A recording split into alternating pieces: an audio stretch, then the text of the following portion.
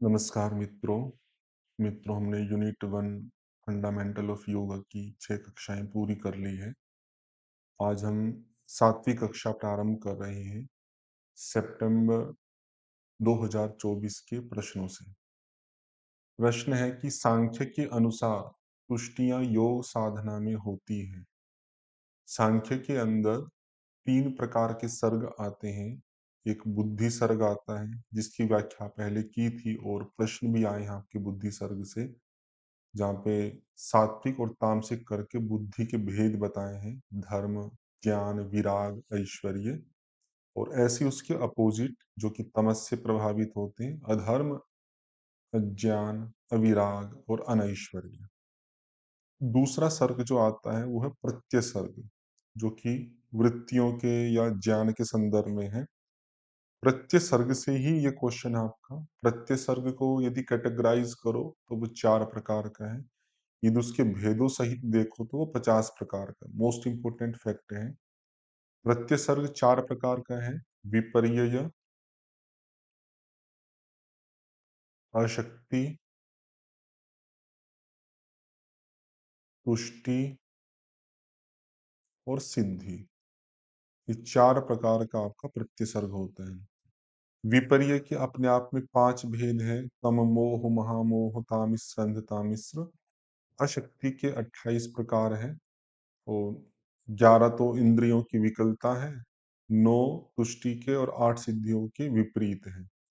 तुष्टियां 9 प्रकार की हैं और सिद्धियां आपकी 8 प्रकार की है। उनके नाम भी आ सकते हैं।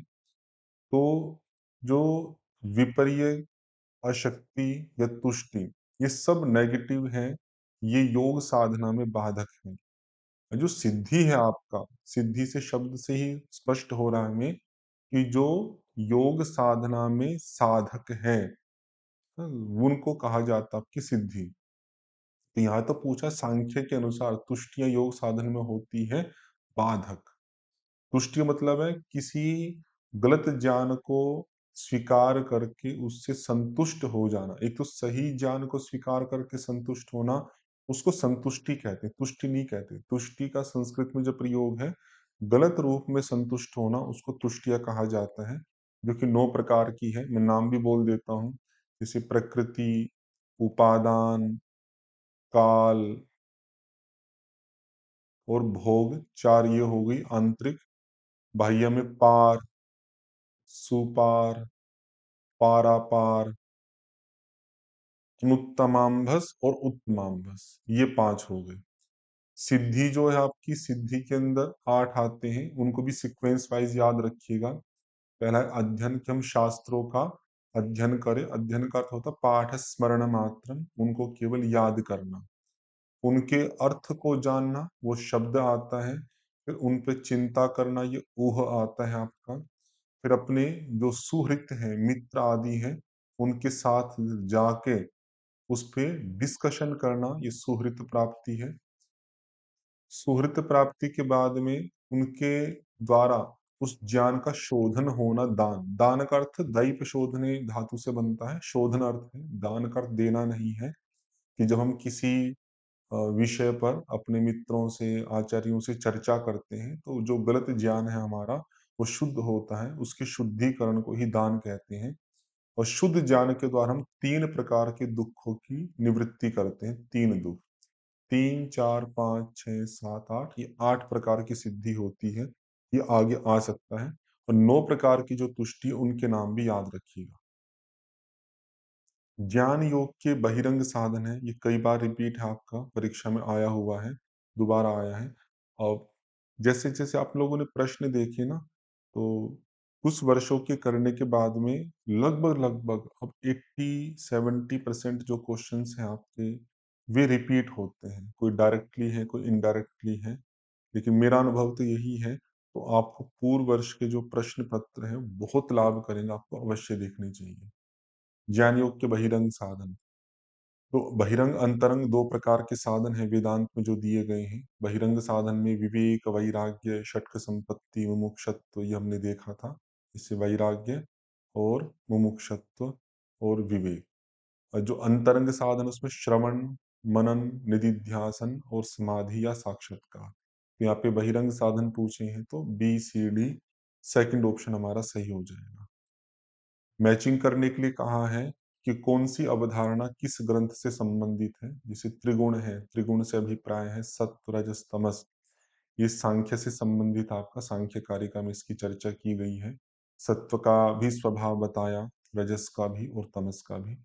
पंचकोश जो है आपका अन्नमय कोश, प्राणमय कोश, मनोमय कोश, विज्ञानमय कोश और आनंदमय कोश, ये अवधारणा आपकी तैत्तिरीय उपनिषद की ब्रह्मानंद वल्ली से संबंधित है। अगर वल्ली, तीन वल्लियां हैं तैत्तिरीय उपनिषद में आपकी। ये पहली शिक्षा वल्ली है, दूसरी ब्रह्मानंद वल्ली है, तीसरी भृगु वल्ली है। तो पांच कोशों की जो विस्तृत चर्चा है वो ब्रह्मानंद वल्ली के अंतर्गत आती है। जो पांच प्राण है आपके वो सिद्ध सिद्धांत पद्धति में है। वैसे तो सिद्ध सिद्धांत पद्धति में 5 की बजाय 10 प्राण बताए हैं, लेकिन और कोई बेटर ऑप्शन नहीं है तो पंच प्राण को सिद्ध सिद्धांत पद्धति से जोड़ लीजिए। और जो आधी व्याधि है ये हमने पढ़ाई है, ये योग वशिष्ठ से संबंधित है। योग वशिष्ठ में जो मानसिक रोग है उनको आधि कहा है और जो शारीरिक रोग है उनको व्याधि कहा है। अगला प्रश्न है षटक संपत्ति के अंतर्गत नहीं आते। देखो ऊपर जो प्रश्न था उसमें आपका ये विवेक वैराग्य वाला पूछा था, ज्ञान रोग की बहिरंग साधन, और वहीं ज्ञान रोग का एक बहिरंग साधन होता षटक संपत्ति, जिसमें 6 आते हैं आपके शम, दम, उपरति, सीक्वेंस भी आ सकता है, तितिक्षा,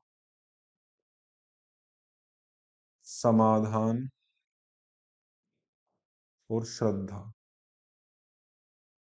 ये 6 आपके एसेट्स हैं जिनको षटक संपत्ति कहा जाता है। तो नहीं आता में क्या क्या, विवेक नहीं आता है आपका, वैराग्य नहीं आता है, और बाकी तो सब आ ही रही हैं। तो सी और ई फोर्थ ऑप्शन हो जाएगा। ये बिल्कुल मिलता जुलता ही है। पहले वाले में उन्होंने पूछ लिए थे कि बहिरंग साधन कौन से हैं, और उन्हीं बहिरंग साधन में जो षट संपत्ति था उसको लेके एक अलग से प्रश्न बना दिया। ये अलग अलग आचार्य दिए हैं और उनका समय पूछा है, वो किस किस समय उनका जन्म हुआ। तो स्वामी विवेकानंद जी का तो प्रसिद्ध है आपका 1863 में उनका जन्म हुआ था, और उसी दिन को 12 जनवरी को हुआ था। राष्ट्रीय युवा दिवस के रूप में उसको मनाया जाता है। और श्री अरविंद जी का जो हुआ था आपका 1872 में हुआ था। और स्वामी शिवानंद जी जो है उनका आपका 1887 में हुआ था। तो बच गए जो परमहंस योगानंद है उनका जन्म आपका 1893 में हुआ है। तो ये दोबारा भी आ सकते हैं, आपका ध्यान रखिएगा। अगला प्रश्न है याज्ञवल्क्य स्मृति के संदर्भ में इंद्रियों के संयम का क्रम लिखिए। याज्ञवल्क्य स्मृति में धर्म के 10 लक्षण दिए हैं। इंद्रियों का संयम करके तो नहीं है, लेकिन हाँ धर्म के लक्षण कह के वहां पर दिया गया है। तो पहला आता है आपका सत्य, दूसरा आता है अस्तेय, तीसरा आता है अक्रोध, चौथा आता है ह्री, जिसको लज्जा भी कहा जाता है, और पांचवा आता आपका शौच, छठा आता आपका धी, फिर आता आपका धृति, फिर आता आपका दम, फिर आता इंद्रिय जय, और अगला आता आपका विद्या। तो उस दृष्टि से देखो तो अस्तीय ये पहले पे आ जाएगा, दूसरे पे अक्रोध आ जाएगा, और तीसरे पे ही लज्जा हो गया। उसके बाद में हाँ शौच इन्होंने छोड़ दिया, धी और धृति। तो धी हो गया आपका, ये विवेक होना चाहिए, धी का मतलब विवेक बुद्धि को कहा जाता है। तो ये विवेक कर लीजिए अ हटा के, ये चौथा पे हो गया, और धृति मतलब धैर्य हो गया ये पांचवे पे। तो सी से स्टार्ट करो, सी, और उसके बाद डी, डी के बाद में आपका B, C D B E A, third option हो जाएगा। बाकी औरों का क्रम भी याद रखिएगा। और ये विवेक दिया है, हो सकता है कभी धी लिखा मिल जाए, धी का अर्थ विवेक ही होता है, धी मतलब विवेक बुद्धि। अगला प्रश्न है कि श्री श्यामाचरण लाहिड़ी जी के प्रसिद्ध शिष्यों में से एक है। श्री श्यामाजी लाहिड़ी के प्रसिद्ध जो 4 शिष्य थे, युक्तेश्वर गिरी,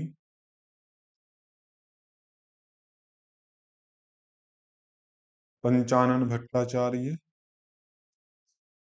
केशवानंद ब्रह्मचारी और भूपेंद्र नाथ सान्याल। और फिर युक्तेश्वर गिरी के ही शिष्य थे आपके परमहंस योगानंद। तो परमहंस योगानंद से देखो एक प्रश्न ऊपर उनका साल पूछा जन्म का, फिर दोबारा एक प्रश्न और पूछ लिया, ये सी ऑप्शन कि वो श्यामाचरण लाहिड़ी जी के शिष्य परंपरा में थे। उनके शिष्य युक्तेश्वर गिरी और युक्तेश्वर गिरी के शिष्य थे आपके परमहंस योगानंद। जैन दर्शन के अनुसार आभ्यंतर तप के भेद हैं। तो जैन दर्शन से संबंधित भी कई बार आपके प्रश्न आए हुए हैं। वहां पर 2 प्रकार के तप दिए गए हैं, एक आभ्यंतर तप दिया है, एक बाह्य तप दिया है। आभ्यंतर जो तप है उसके 6 भेद दिए हैं। पहला है प्रायश्चित, सीक्वेंस वाइज रखिएगा। प्रायश्चित भी पापों के लिए पश्चाताप करो। दूसरा है विनय, विनय मतलब आपका जो व्यवहार है वो विनम्र होना चाहिए, उसके अंदर नम्रता हो। तीसरा आता वैया वृत्य, सेवा की भावना कि जो भी गुरु हैं, साधु हैं, रोगी हैं, उनकी हम अहंकार हटाकर सेवा करें। चौथा आता आपका स्वाध्याय कि अपना शास्त्रों का, आत्मा का मोक्ष मार्ग की तरफ ले जाने वाले ग्रंथों का अध्ययन करना, ये स्वाध्याय है। पांचवा आता आपका व्युत्सर्ग। व्युत्सर्ग मतलब होता अलग अलग कि शरीर के साथ में हमारा जो एक संबंध बना हुआ उसको त्याग कर देना, आत्मा को अलग मानना और शरीर को अलग मानना, ये वित्सर्ग है। और सबसे अंतिम में आता आपका ध्यान, मन को एकाग्र करना। ये बाह्य तप में आते हैं 6। ऐसे ही 6 आपके आभ्यंतर तप के भी हैं। ये सॉरी, ये तो आभ्यंतर के हो गए, गलत है, ये आभ्यंतर के हैं। और अब देखिए बाह्य वाले, क्योंकि आभ्यंतर का तो पूछ लिया, उस आधार पे क्रम बनाओगे तो आपका पहला बनेगा प्रायश्चित, दूसरा होगा विनय, तीसरा वैयावृत्य, चौथा आपका स्वाध्याय और पांचवा आपका वित्सर्ग। बाह्य तप में भी 6 है आपके। पहला है अनशन। अशन मतलब होता खाना, अनशन मतलब नहीं खाना, मतलब उपवास रखना, भूख पर संयम करना। दूसरा आता अवमौदर्य, अवमौदर्य कि परिग्रह ना करें, बस अपरिग्रह का पालन करना, कम से कम वस्तुओं का उपयोग करना जिससे जीवन आपका चल जाए, उसको अवमौदर्य कहा जाता है। तीसरा आता वृत्ति परिसंख्या। वृत्ति परिसंख्यान का अभिप्राय है कि भोजन से पहले अपनी इच्छाओं पर नियंत्रण करें। ऐसा नहीं कि भोजन के प्रति बहुत ज्यादा आसक्ति हो जाए, वैसा ना हो के उससे पहले अपनी संकल्पों पर, इच्छाओं पर नियंत्रण करें। रस परित्याग में भोजन के संदर्भ में जो भी खाद्य पदार्थों के रस है, स्वाद इत्यादि का, उनका परित्याग कर देना। फिर पांचवा आता विविक्त शय्यासन। विविक्त बोलते हैं एकांत को, कि एकांत स्थान पर निवास करे, सोए बैठे आदि। और अंत में आता काय क्लेश, कि शरीर में जो कष्ट आदि होते हैं उनमें भी अपने आप को शांत रखना, उन पे तप करना, सहन करना, संयम पूर्वक रहना, ये काय क्लेश है। ये 6 आपके बाह्य तत्व हैं। ऐसे और भी बहुत सारे फैक्ट वहां पर दिए हैं, जैसे जैसे प्रश्न आएगा मैं आपके सामने रखता रहूंगा। कथादीषु गर्ग वर्णित है। वहां पर नारद भक्ति सूत्र में कई प्रकार की परिभाषाएं दी गई है। उसमें से एक परिभाषा आपकी है कथादिषु गर्ग। ये नारद भक्ति सूत्र में ही है आपकी, क्योंकि वही आपके सिलेबस में लगा हुआ है। तो वहां पर कई परिभाषाएं हैं। एक तो नारद की खुद की ही है जो शुरुआत में आती है, जिससे प्रश्न भी आ चुका आपका, सात्वस्मिन परम पर प्रेम रूपा अमृत स्वरूपा च। एक तो यही हो गई।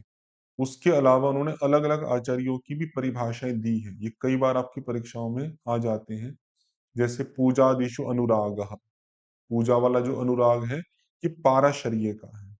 पराशर के जो पुत्र थे आपके वेद व्यास, उनको पाराशर्य कहा है। तो हो सकता है कि व्यास लिखा मिल जाए, हो सकता है पाराशर्य। कथादिशु गर्ग, ये आपने गर्ग की देख ली, कथा में अनुराग। और आत्मरति अविरोधेना, आत्मरति आत्मा में रमण करना, अविरोध है मतलब बिना किसी बाधा के, बिना किसी विरोध के। ये आपकी शांडिल्य ने कही है। शांडिल्य का अपना अलग से भी भक्ति सूत्र है। फिर नारद की परिभाषा और दी यहाँ पे, तद अर्पिताखिलाचार्यता तद विस्मरणे परम व्याकुलता, कि सारे के सारे जो आचार है, आचरण है, वे उस परमात्मा को अर्पित कर दो। अर्पित अखिल, अखिल मतलब सभी, आचार मतलब आचरण को, और तद विस्मरण, जैसे ही उस परमात्मा का विस्मरण होने लगे, परम व्याकुलता, जो चित्त है हमारा वो अत्यंत ही व्याकुल परेशान हो जाए, तो उसको कहते हैं आपका नारद के अनुसार भक्ति की परिभाषा, जो एक और दी, यथा व्रज गोपिका नाम, जैसे कि ब्रज प्रदेश की गोपिकाओं की स्थिति होती थी, यदि वो भगवान कृष्ण को नहीं देख पाती थी, उनका चित्त व्याकुल होने लगता था। रामायण के अनुसार नवधा भक्ति का अंग नहीं है। रामायण की भक्ति की परिभाषाएं पहले भी आई थी आपकी, फिर दोबारा आ गई भक्ति की परिभाषा। तो वहां पे क्रम भी आ जाते हैं आपका, और सिंपल इसके नाम भी पूछ लेते हैं। तो अभी इन्होंने सिंपल नाम पूछा कि इनमें से कौन सी नहीं है, तो मैं दोबारा बताता हूँ कौन कौन सी थी आपकी। सत्संगति थी, और रति थी, तथा इत्यादि में रमण करना, गुरुपद पंकज सेवा, भगवत गुण का श्रवण कीर्तन, फिर वेद प्रकाशित मंत्रों का जप, इंद्रिय निग्रह आदि करना, शील दम आदि, अविरति, फिर परमात्म भाव में सब जीवों को देखना, फिर यथा लाभ में संतोष और सरलता। वहां गायन नहीं है, संतोष भी है, सत्संगति भी है, गुरुपद पंकज सेवा भी है, तो नहीं वाले में ए ऑप्शन आपका आ जाएगा। दिसंबर 2024 जो पिछली बार आपका पेपर हुआ, उसके प्रश्न भी देखिए, ये भी रिपीट है आपका। कठोपनिषद में, भगवत गीता आदि में जो जो इसकी परिभाषाएं दी है योग की, जैसे महोपनिषद का पहले आया था, मन प्रशमनोपाय योग इत्यभिधीयते, सी का सैगिन, किसी एक से ही हो गया, बाकी कैंसल, ये हो गया। कठोपनिषद में है, क्रियाम इंद्रिय धारणाम योग, इंद्रियों की स्थिर धारणा को योग कहा जाता है। भगवत गीता में दुख संयोग वियोगम योग संचितम 6:23 के अंदर आता है, तो बी का 4 हो गया। शिव संहिता में आपका शिव और शक्ति के मिलन को ही योग कहा है। ये प्रश्न अलग से भी आता है आपका जब हठ योग पढ़ेंगे। तो बोध के 3 रत्न, ये भी रिपीट आपका, शील समाधि प्रज्ञा, कई बार आपका पहले भी आया गया है। और जैन दर्शन के 3 रत्न थे, सम्यक दर्शन, सम्यक ज्ञान और सम्यक चरित्र। तो यहाँ पे बौद्ध के पूछे हैं, तो प्रज्ञा, शील और समाधि इसी क्रम में रखिएगा, बी, सी और ई। बी, सी, ई फर्स्ट ऑप्शन सही हो जाएगा। सांख्य के अनुसार पुरुष की सिद्धि के लिए सांख्य कारिका की कौन सी कारिका में तर्क दिए हैं? तो वहां मैंने आपको बताया था कि जो जो इम्पोर्टेंट एड्रेस पूछ लेते हैं, तो वहां पर पुरुष के अस्तित्व और पुरुष बहुत्व दोनों के संदर्भ में ही कारिकाएं दिखाई थी, कौन कौन सी है। दोबारा देख लीजिए, जैसे पुरुष व स्त्री, पुरुष के होने में ये 17वें नंबर की कारिका है, और पुरुष बहुत्व वाली है, ये 18वें नंबर की कारिका है। तो कारिका का नंबर पूछ रहे हैं, और हो सकता है कि इनके हेतु भी पूछ लें कि पुरुष के अस्तित्व में क्या क्या हेतु दिए हैं, संघात परार्थत्वात्, त्रिगुणादि विपर्ययात्, अधिष्ठानात्, भोक्तृभावात् और कैवल्यार्थम प्रवृत्तिश्च। ऐसी पुरुष बहुत्व के भी पूछ सकते हैं, जन्म मरण करणानाम प्रतिनियमात् एक, अयुगपत प्रवृत्तिश्च दो, त्रैगुण्य विपर्ययात् ये तीसरा। तो ये पूछा जा सकता है, ध्यान रखिएगा। और ये कठिन भी क्यों था आपका, देखो बिल्कुल नजदीक नजदीक दे रखी, 15, 16वां, 17वां, 18वां। तो 17वीं थी पुरुष के अस्तित्व से संबंधित, पहले अस्तित्व का आता आपका कि पुरुष है, और उससे अगले 18वीं जो आती है वो पुरुष बहुत्व के संदर्भ में आती है। तो ये दोबारा भी आ सकती है, याद रखिएगा। तो यहाँ पे पूछा था आपका पुरुष की सिद्धि अस्तित्व वाला, तो 17वीं कारिका आपकी हो जाएगी तीसरे नंबर पे। बोध का अष्टांगिक मार्ग पहले भी आ चुका है, यहाँ पे सीक्वेंस पूछा है कि इनका क्रम व्यवस्थित कीजिए। तो सम्यक दृष्टि पहले आता है, फिर दूसरे पे सम्यक संकल्प, तो यहाँ पे दृष्टि नहीं दिया है, तो पहले से ही लिख लो सम्यक संकल्प, फिर सम्यक वाक, फिर सम्यक कर्मांत, फिर तीसरे पे, फिर सम्यक आजीव, आजीव नहीं दिया तो फिर सम्यक व्यायाम, ये चौथे पे आ जाएगा। फिर सम्यक स्मृति और सम्यक समाधि, ये 5वें पे आ जाएगा। रिपीट है, तो अभी तक जितने भी क्वेश्चंस हैं, ये भी पहले मैंने बता ही दिया था। अष्टांगिक मार्ग कई बार आ चुका है, ये भी आपका बोध के 3 रत्नों का पहले आ चुका है, ये भी पहले आ चुका है। अधिकांश प्रश्न रिपीट ही होते हैं।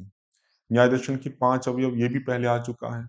वहाँ पे पूछा था ना पहले कि प्रतिज्ञा कौन से नंबर पे है, ये था। तो उसी से संबंधित देखो फिर प्रश्न आ गया। मैं नहीं कह रहा हूँ ये एज़ इट इज़ आया, लेकिन प्रतिज्ञा के संदर्भ में आया था, तो मैंने कहा ना कि जहाँ से प्रश्न एक बार बनता है, वहीं से ही थोड़ा-सा चेंज करके प्रश्न दोबारा भी बन सकता है। तो उन स्थलों को आपको ध्यानपूर्वक देखना चाहिए। तो मैं यहाँ व्याख्या में यही कोशिश करता हूँ कि जहाँ से प्रश्न बनता है, वहाँ से संबंधित और जो तथ्य हैं, उनको भी बताने का प्रयास करूँ। तो वहाँ पे क्रम मैंने बताया था प्रतिज्ञा, हेतु, उदाहरण, उपनय और निगमन। ये आपका न्याय दर्शन के पंचावयव का क्रम है और ये पंचावयवों का प्रयोग कहाँ पर होता है, ये भी उस समय संकेत किया था परार्थ अनुमान। अनुमान 2 प्रकार का होता है। जो हम स्वयं के लिए प्रयोग करते हैं अनुमान का, उसको स्वार्थानुमान कहते हैं। जहाँ किसी दूसरे व्यक्ति को अर्थ का बोध कराने के लिए अनुमान का प्रयोग किया जाता है, उसे परार्थानुमान कहा जाता है। ये प्रश्न पहले नहीं आया, ये कठिन है, बताना भी मुश्किल है। मुदित मानसी आयसु चले बन मातु पिता को, धर्म धुरंधर धीर धुर गुणशील जिता को। ये कहाँ कहा गया है? तो ये आचार्य तुलसीदास का जो विनय पत्रिका ग्रंथ है, जो भाव भक्ति से परिपूर्ण है, उसकी पंक्ति है आपकी मुदित मानसी। और विनय पत्रिका से क्वेश्चन पहले भी आए हैं, लेकिन इसका अभिप्राय ये नहीं है कि विनय पत्रिका को हम पूरा पढ़ें। बहुत कठिन है, संभव नहीं है, क्योंकि बड़ा ग्रंथ है आपका।